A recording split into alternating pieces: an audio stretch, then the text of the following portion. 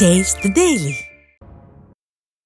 சென்னை புழுதிவாக்கம் பேருந்து நிலையம் பகுதியில் அதிமுக ஆட்சியின் சாதனைகள் அடங்கிய பிரசுரங்களை வழங்கி கழக நிர்வாகிகள் பிரச்சாரத்தில் ஈடுபட்டனர்.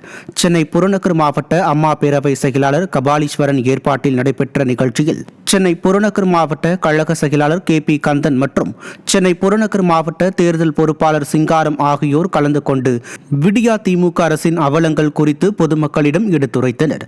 இதில் கழக நிர்வாகிகள், தொண்டர்கள் ஏராளமானோர் கலந்து கொண்டு அதிமுக ஆட்சியின் சாதனைகள் அடங்கிய பிரசுரங்களை பொதுமக்களிடம் வழங்கினர்.